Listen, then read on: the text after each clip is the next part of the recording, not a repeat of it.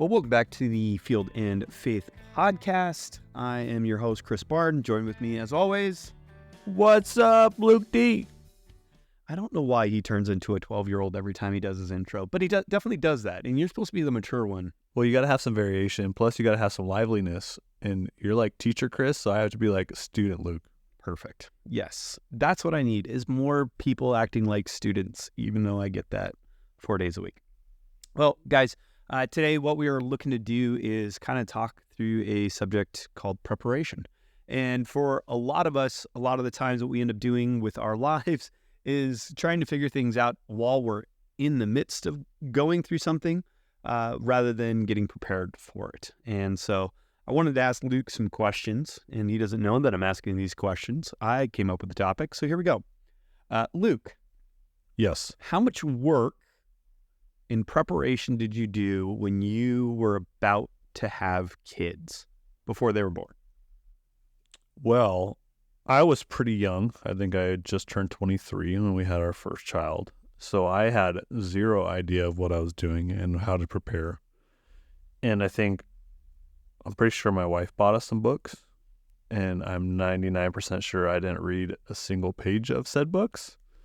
So really I didn't prepare. All I did was prepare for, okay, the reality of this is going to change everything. So it's more preparing my mind of, I'm not going to sleep very much. I'm not going to eat warm food ever again. I'm going to have to work a lot more. And that was pretty much the only preparation, right? And then you're running around the house right before of, okay, outlet covers, what will kids hit their heads on, and what are they going to grab? What are they going to unlock? That was really the only thing you could prepare for. At least I could prepare for at that time. So you did all the locks. It's like the mandatory thing. You didn't do that. Did you do that before Maddie was born, or did you do that after Maddie was born, like starting to crawl? Like you started to know that there was changes happening with your daughter, and those changes are now kind of forcing you to adapt. Yeah, because to the new environment to protect your kid. Yeah, right. We have 3 kids. So the first one was just like Hail Mary. Like, we're just going to figure this out and try stuff, and we have no idea what we're doing. So a lot of it was after the fact of like, what is she going to do? Because the reality of it right now, I'm 13 years into being a dad and figuring this out and understanding this is each kid is so significantly different. And no matter what you do to try to prepare and try to understand and like try to parent a certain way, each kid is going to throw you for a loop because they're going to be so different. So the reality is, yeah, we were young and dumb and had no idea what we were doing, and we were just trying to make it work to the best of our abilities and doing things as we went that we thought together made sense. Okay. So, but you did say your wife bought you books, but you refused to read them, or you didn't think, like, looking back on it now, like, would there have been some benefit to it? Well, I think books, right? I think now books have beneficial factors in my life, but back then you're trying to tell a 23-year-old that likes video games and booze and food to read books. Like, no, like you couldn't get me to read a book in high school. How are you going to get me to read a book as an adult? There was no way I was going to read a book in general, but I read a lot. Like, I read every day now. So is there some benefit to books? Absolutely. Is there a bunch of crap in books too? Absolutely. So there is benefits. You have to find the right books, and you have to do the research. You have to do the prepping and planning and figure out which ones you're going to read that are going to help you to be better off. Okay. So all of that being said is, again, for like the infancy stage. But I think like a lot of the times, parents and adults, we kind of go on autopilot in the sense of we're just trying to coast through parenting, in the sense of, okay, now my kid has reached different stages of development. You know, we've gone from babies now to toddlers, now to children, and then children into preteens, and then teenagers. And there isn't a lot, I think, that a lot of adults do. For most of the people that I've talked to, there hasn't been like consumption of information.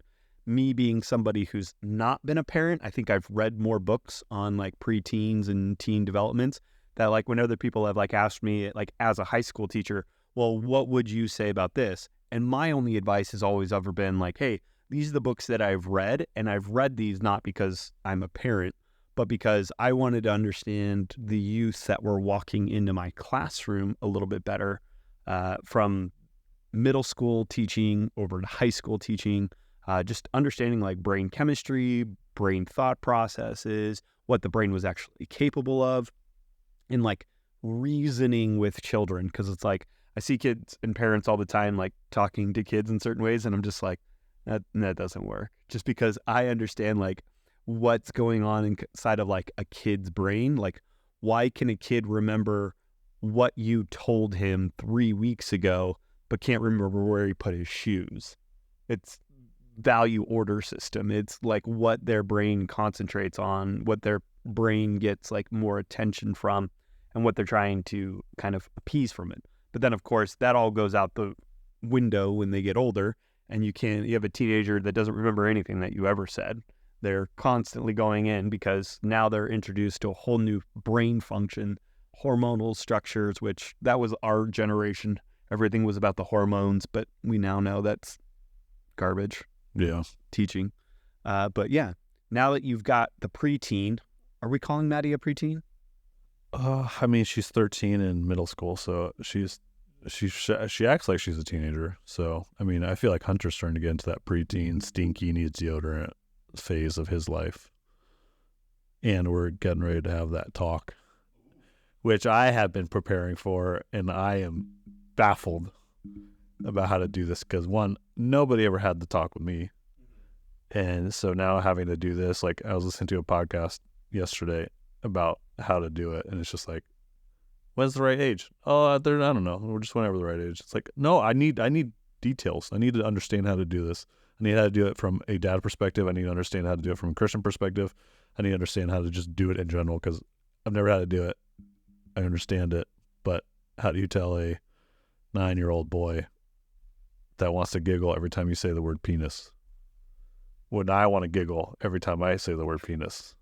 So the maturity levels are literally lining up. It's just a funny word in general. Whether it could be something completely different. It doesn't have to be what it is. Like, if it's just a funny sounding word, I think. Well, I mean, it definitely can be. And, I think most of it goes into like the preparation of it. And, I think the daily life of what 21st century parenting pretty much has been. It's not the farm lifestyle where, there's seasons and there's different things that are going on. The expectations on parents have skyrocketed.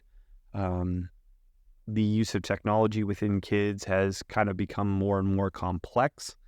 And then in addition to that, like just the schedule keeping, I know so many parents are just pulling their hair out, with their kids' extracurricular activities, getting them to one place and having to go to the other place. With 3 kids, it's like, oh, we got to take this one over here, that one over there. And there's really no time to like sit down and do these preparations within our life. It's just, hey, let's get going.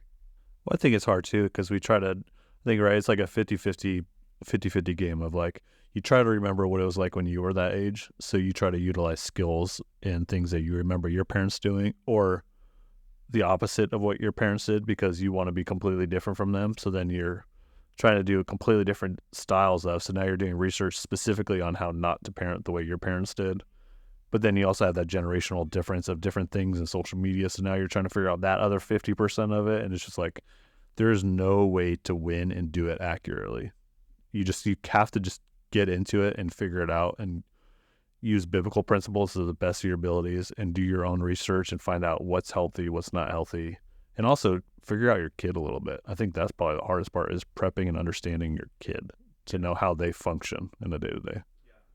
And I mean, the end goal of all of this, I think, as parents, is to get kids to eventually be functioning adults. And while still maintaining a enjoyable childhood. And, kind of using the principles, kind of pulling from what we had when we were kids.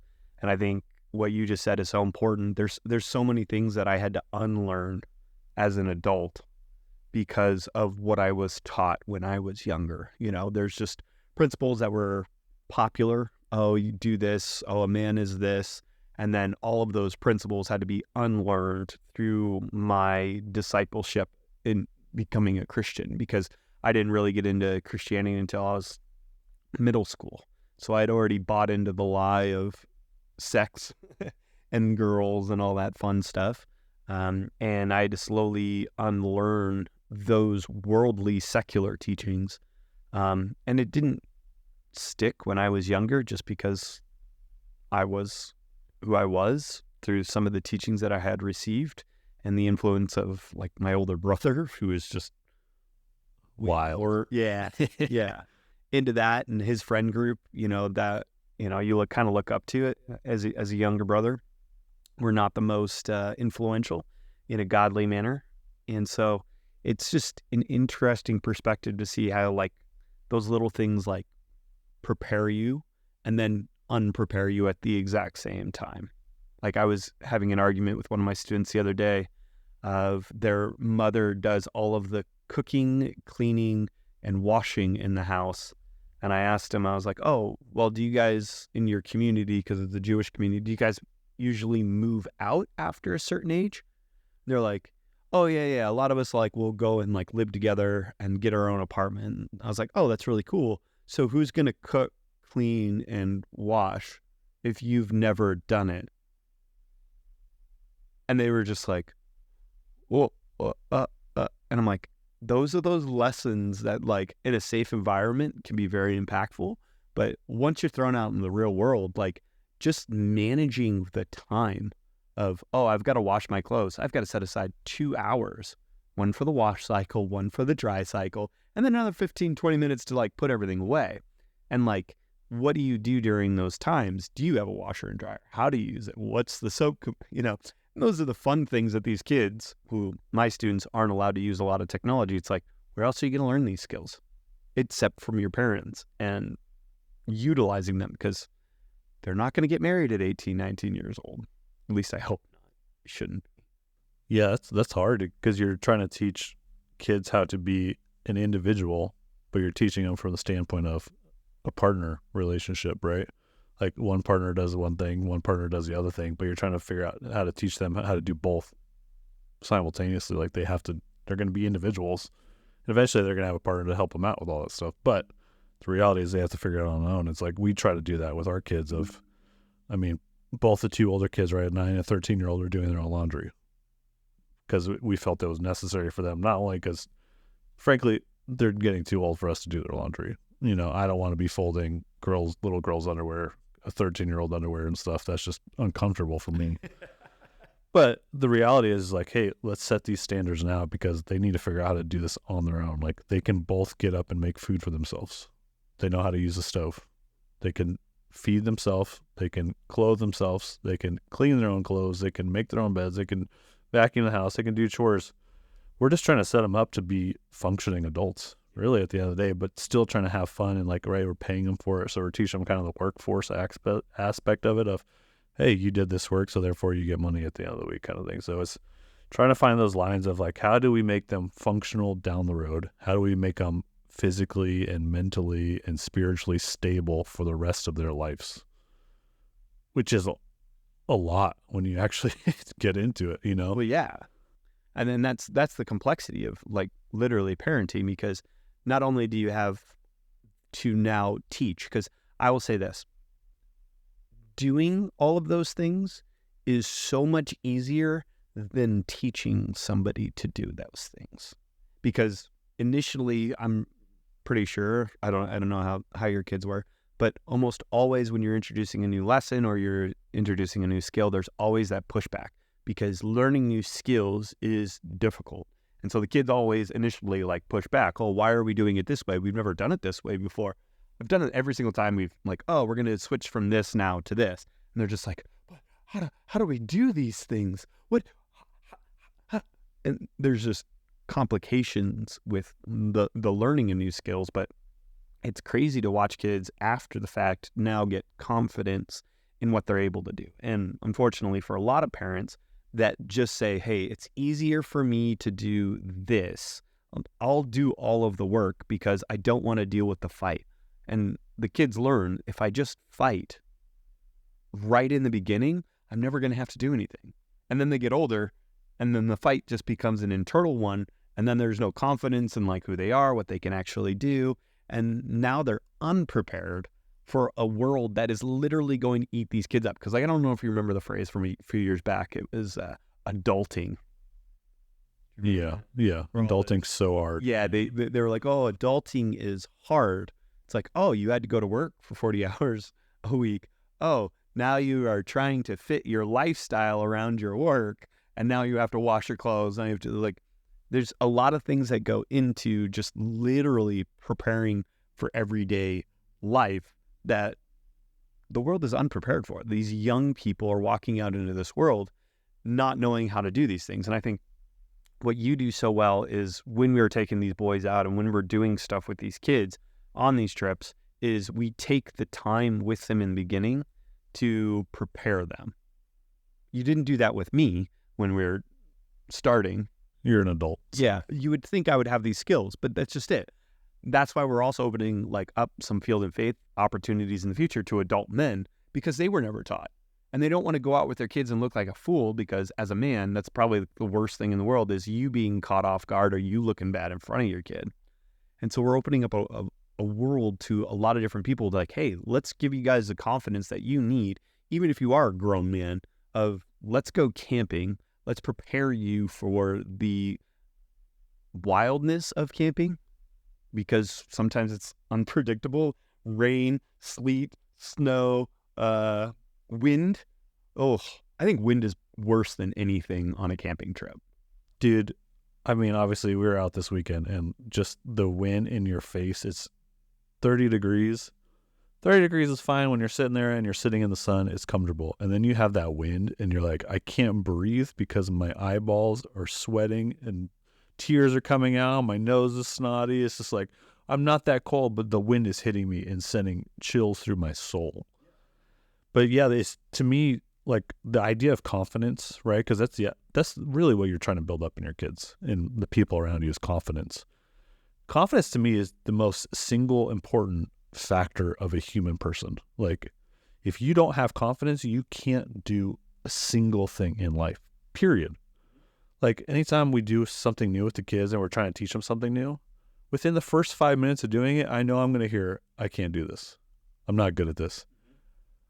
Obviously, you're not good at this. You're learning this. I know you can go on social media and watch somebody who's perfect at this, but you also don't know how many hours they spend doing that.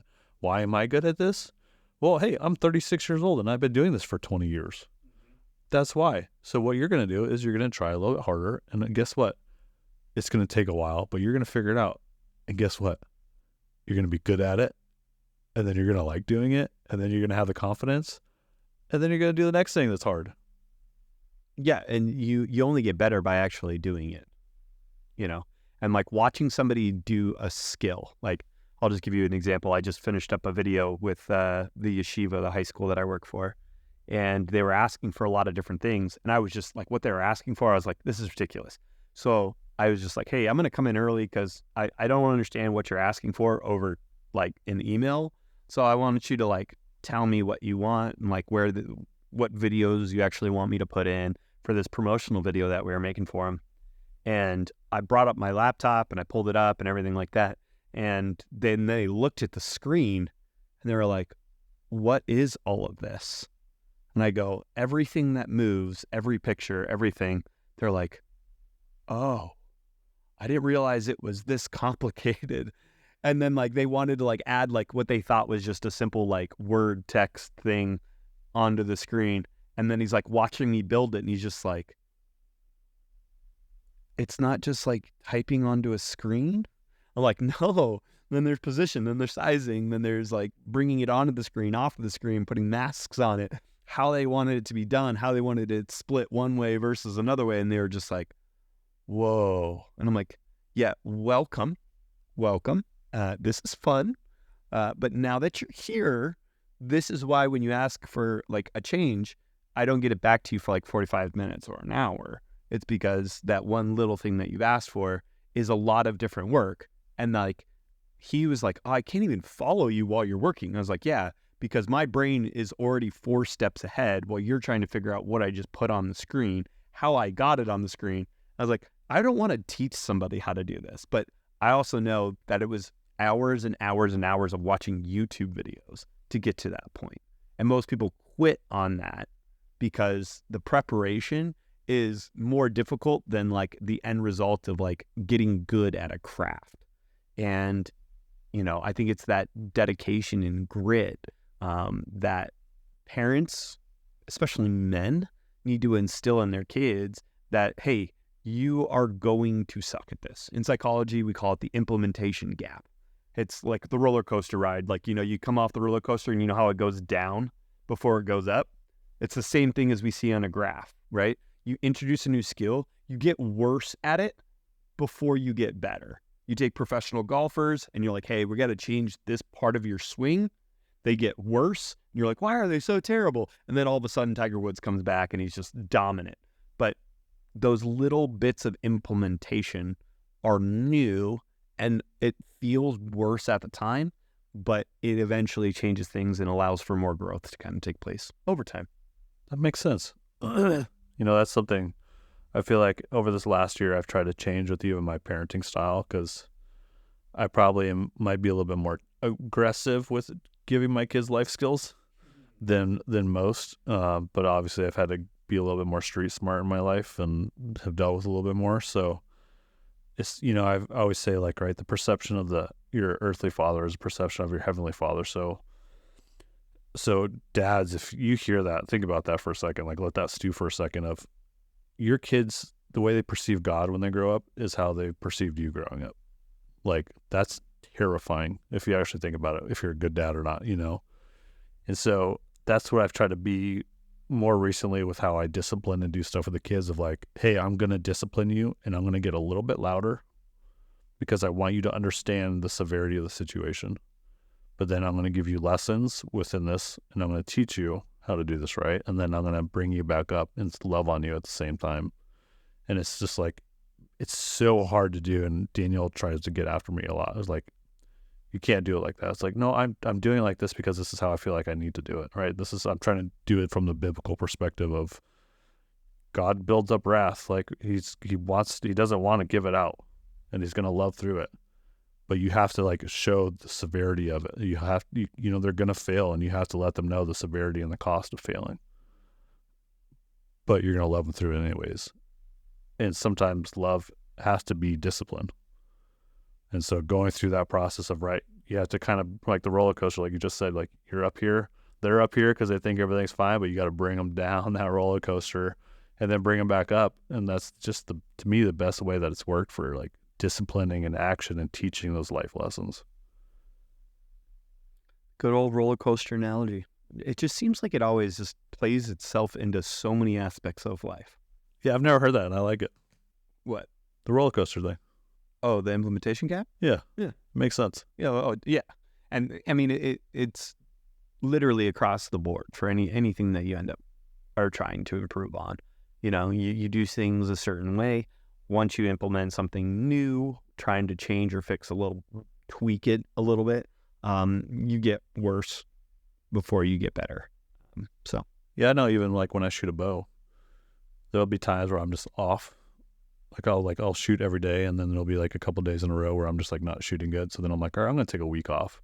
Yeah. And I take a week off, and then I come back to it, and I'm shooting better than I ever was, which is weird.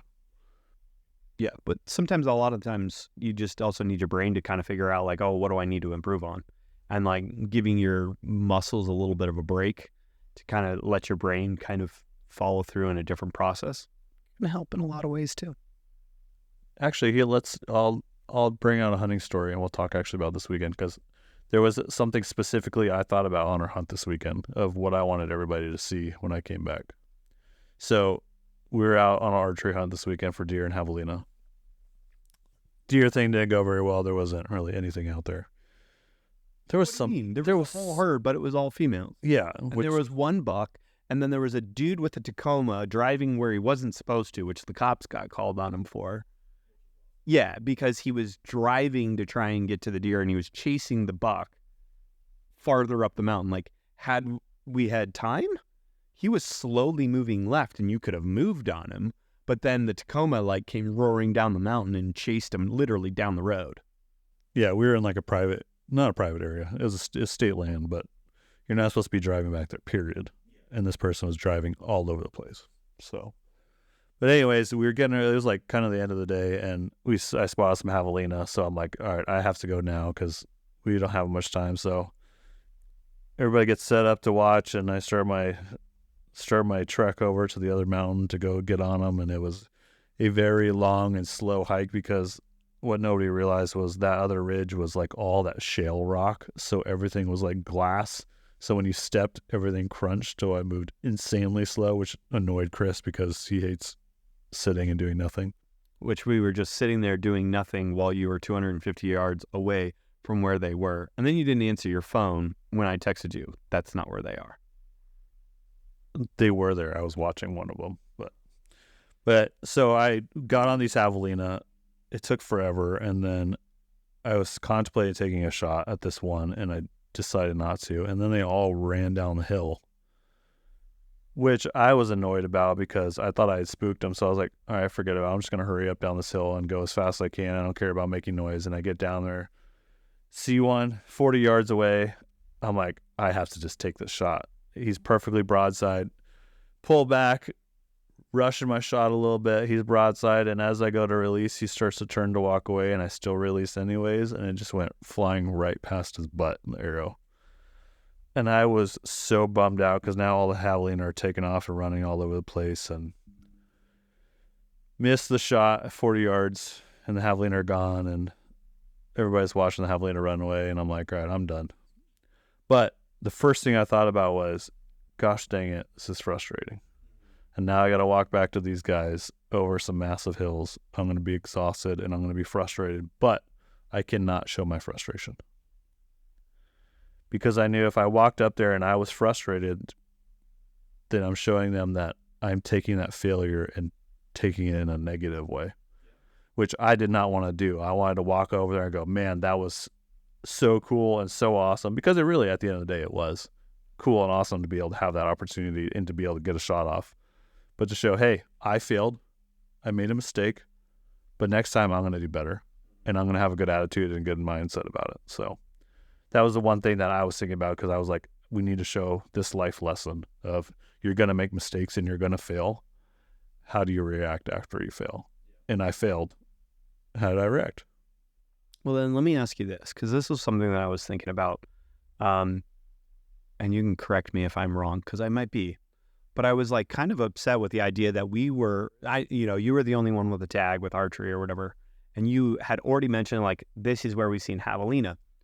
Why didn't you go over there on that hill and post up and hide and camouflage or something like that?